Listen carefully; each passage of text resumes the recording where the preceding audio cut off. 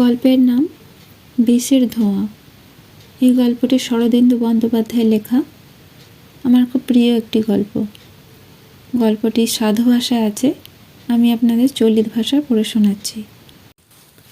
তীর্থনাথ ও কিশোরের মধ্যে সম্বন্ধটা ঠিক যে বন্ধুত্বের ছিল তা বলা চলে না, তবে কলেজ হোস্টেলের একই ঘরে থেকে এবং একসঙ্গে সর্বদা ওঠা বসা করে দুজন সম্পূর্ণ ভিন্ন প্রকৃতির লোকের মধ্যে যতদূর ঘনিষ্ঠতা হওয়া সম্ভব তা হয়েছিল।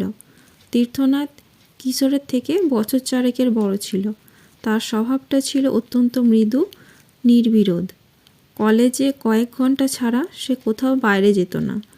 নিজের ঘরটাতে শান্তভাবে বসে বই পড়ত এবং চুরুট টানত।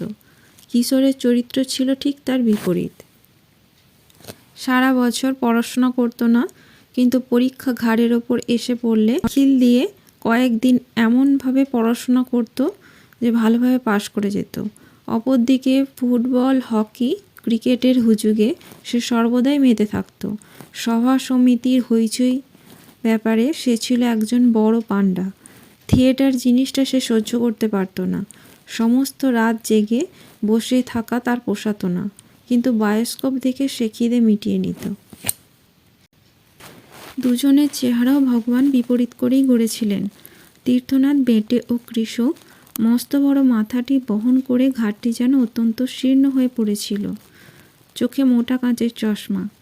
আর কিশোর 6 ফুট লম্বা, দোহারা, অসাধারণ বলবান, গৌরবর্ণ এবং সুশ্রী। কাঁচের চশমা পরে তার নিজের চোখের তীক্ষ্ণ দৃষ্টিকে কোনোদিনই তীক্ষ্ণতর করার প্রয়োজন মনে হয়নি। আবার অর্থের দিক দিয়েও তীর্থনাথের ছিল অর্ধবর্ষ ধনুর্গুণ্য। বাবা মা ভাই বোন কেউই ছিল না। জলপানির টাকাও তাকে নিজেকে জোগাড় করতে হতো। কিশোরের ধনী বাবা জীবিত ছিলেন। কিশোরের মাতার মৃত্যুর পর পৌর বয়সে দ্বিতীয়বার বিবাহ করে নতুন সংসার পেতেছিলেন বটে, এবং প্রথম পক্ষের একমাত্র সন্তানের প্রতি স্নেহের বন্ধন কিছুটা আলগা হয়ে পড়েছিল, তাতে সন্দেহ নেই। কিন্তু কিশোরের প্রয়োজন মতো টাকা পাঠাতে কখনো দ্বিধাবোধ করতেন না।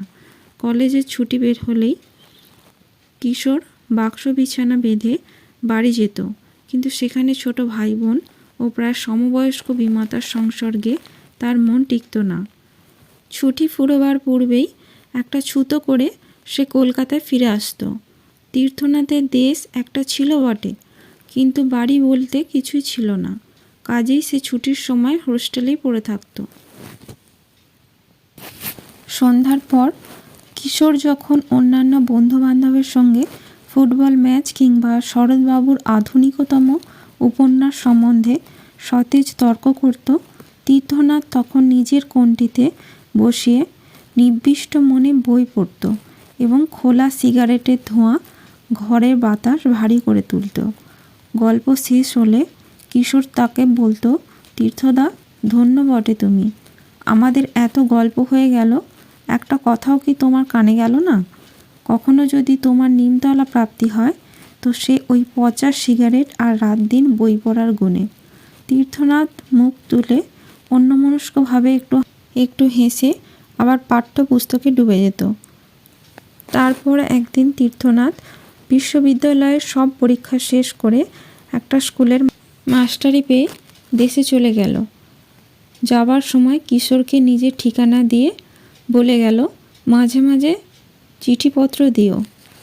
বিদায় দেওয়ার সময় কিশোরের মনটা একটু খারাপ হলো বটে, কিন্তু তার নিতান্ত স্বাভাবিক। যার সঙ্গে 3 বছর একই ঘরে কাটিয়েছে, তার বিদায়ের সময় মনটা যদি একটু বিষণ্ণ না হয়, তবে তাকে ঘোর পাষণ্ড হবে। 6 মাস পরে গোলাপি খামে একখানা চিঠি আসলো, তীর্থনাথের বিবাহ। নিমন্ত্রণ পত্রের উল্টো পিঠে তীর্থনাথ নিজের হাতে লিখে দিয়েছে, নিশ্চয়ই আসতে হবে, না আসলে চলবে না। চিঠিখানা একটা বইয়ের মধ্যে রেখে কিশোর ভাবল, এই তো কাছেই যশোর। তীর্থদা যখন এত করে লিখেছেন, তখন একদিনের জন্য যেতে হবে, কিন্তু বিবাহের দিনটা তার তন্দ্রাভিভূত স্মরণশক্তির উপর দিয়ে এমন লঘু পদে চলে গেল যে সপ্তাহকাল অতীত হবার পূর্বে সে কথা তার মনে রইল না। যখন মনে পড়ল তখন সে অনুতপ্তভাবে মার্জনা চার চিঠি লিখে পাঠালো। এরপর 3 বছর কেটে গেছে। কিশোর সম্মানের সঙ্গে MSc পাশ করে আমহার্স্ট স্ট্রিটে একখানা ছোট বাসা ভাড়া নিয়ে সেখানে বেকারভাবে বসেছিল। পয়সা রোজগারের কোনো তাড়া ছিল না, অথচ কিছু না করে বসে থাকতেও তার মন চাইছিল না। অনেক দিন বাড়ি যাওয়া হয়নি, সেখানে একবার যাওয়া দরকার, কিন্তু ভিতর থেকে সেখানে যাওয়ার কোনো তাগিদ ছিল না। একটা কিছু করতে হবে এমন মনোভাব নিয়ে সে এগোচ্ছিল।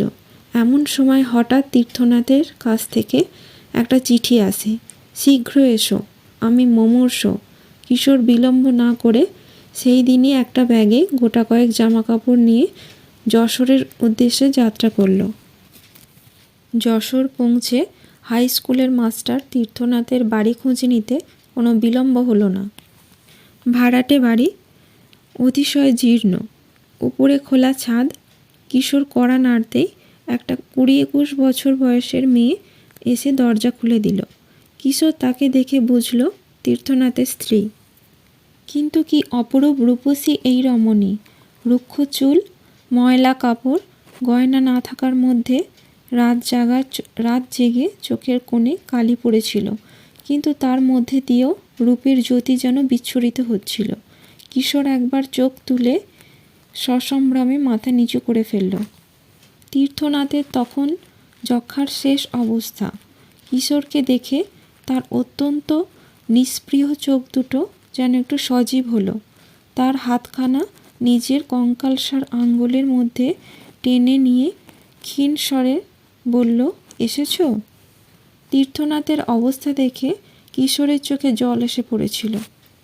সে তার মুখের ওপর ঝুঁকে পড়ে রুদ্ধস্বরে বলল, শুধু পড়ে পড়ে আর সিগারেট খেয়ে জীবনটা নষ্ট করে ফেললে। ঘরের মেঝেও তখন এক কোণে স্তূপে স্তূপে বই ও সিগারেটের টিন পড়েছিল।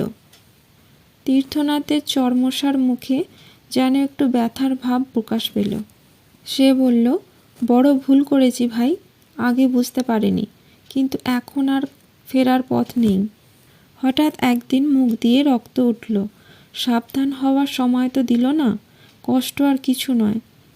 চোখ দুটো মাথার শিয়রের দিকে তুলে বলল, ওর জন্যই একটু ভাবনা হতো, কিন্তু তুমি যখন এই শেষ সময় এসে পড়েছ তখন আর ভাবনা নেই। কিশোর বলল, আরও 2 দিন আগে আমায় খবর দিলে না কেন তীর্থদা? তীর্থনাথ বলল, তোমার পড়াশোনার সময়, পরীক্ষার সামনে, তাই আর কিছু জানায়নি। আর জানালেও তো বাঁচাতে পারতে না ভাই, বরং এই ভালো হলো যাবার সময় তোমায় দেখতে পেলাম। কিশোরের মনের মধ্যে একটা অব্যক্ত যন্ত্রণা হতে লাগলো। সে চুপ করে বসেছিল। তীর্থনাথ বোধহয় তার মনের অবস্থা বুঝতে পেরেছিল। বলল, ট্রেনে এসেছিস, মুখ হাত পা ধুয়ে একটু কিছু মুখে দে কিশোর, তারপর আমার কাছে এসে বসিস। 2-1 কথা বলবো, ওঠ আর দেরি করিস না।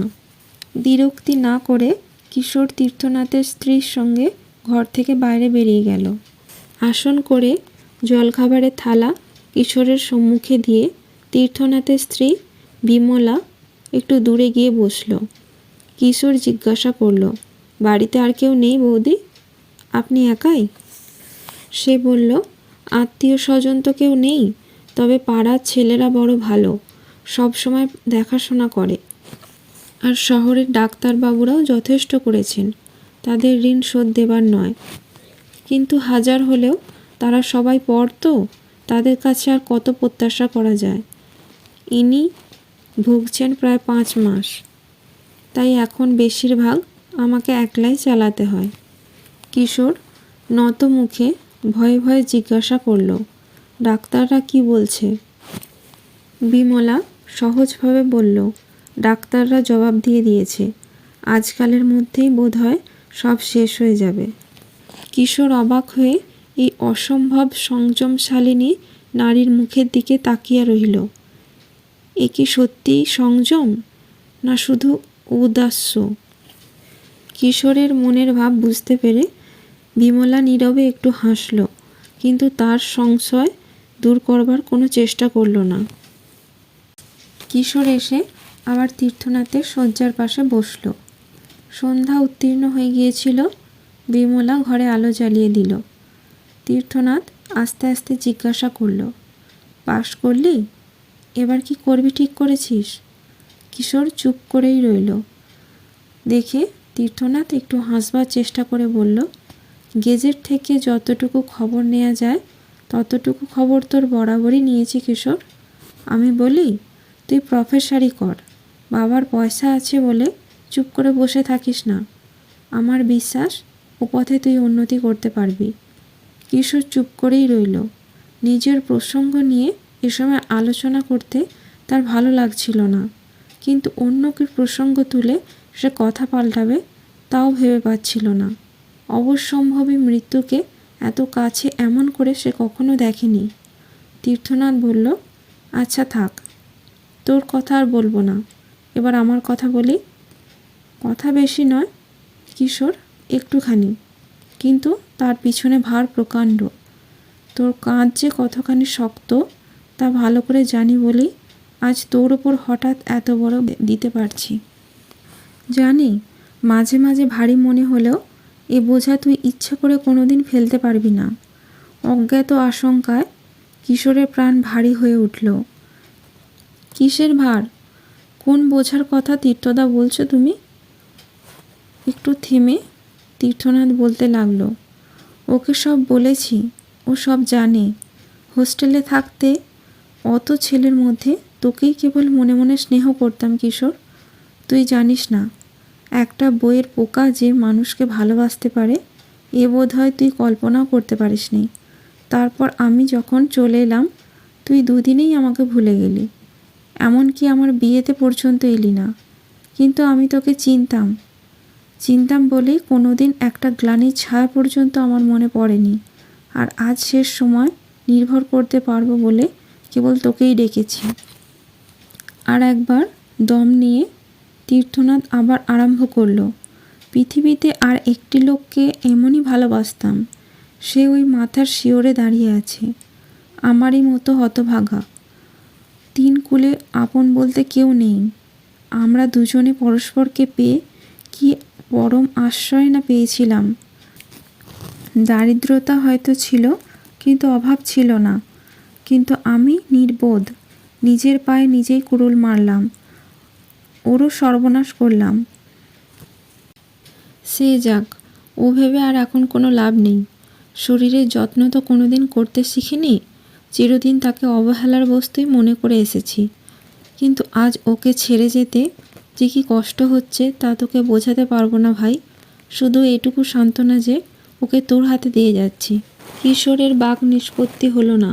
সে একবার চোখ তুলে দেখল তীর্থনাথের স্ত্রী খাটের বাজু ধরে পাথরের প্রতিমার মতো দাঁড়িয়ে আছে। মুখে ক্রন্দনের চিহ্ন মাত্র নেই, চক্ষু দুটো স্থির, ওষ্ঠাধার এমন দৃঢ়ভাবের সম্বন্ধ যেন আর কিছুতেই খুলবে না। তীর্থনাথ আবার বলল, আমার কথা বুঝতে পারছিস কিশোর? ওর ভার সম্পূর্ণভাবে তোর ওপর দিয়ে গেলাম। তুই দেখিস, শুনিস, নিজের কাছে রাখিস। টাকা আমি কিছু রেখে যাব, যাতে একলা বিধবার কষ্টে সৃষ্টে চলে যায়। কিন্তু টাকাই তো আর বড় জিনিস নয় ভাই। ও এখনও ছেলে মানুষ, একজন পুরুষ অভিভাবক চাই।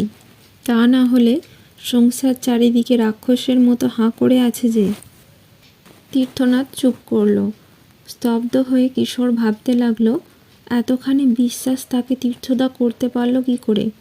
মাত্র 3 বছর তারা একসঙ্গে কাটিয়েছে, কিন্তু এই 3 বছরের মধ্যে একদিনের জন্য সে জানতে পারেনি যে তীর্থনাথ তাকে এতটা শ্রদ্ধা বিশ্বাস করে। কেমন করেই বা জানবে?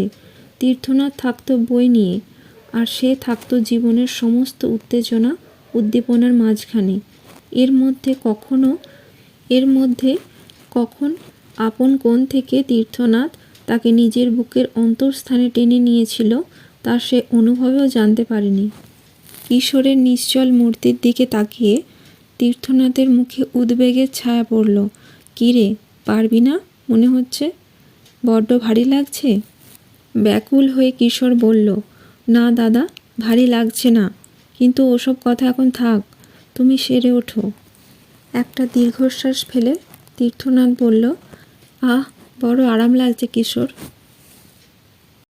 এই গল্পটা অনেকটাই বড়, তাই অনেকগুলো পর্বে ভাগ করে দিলাম।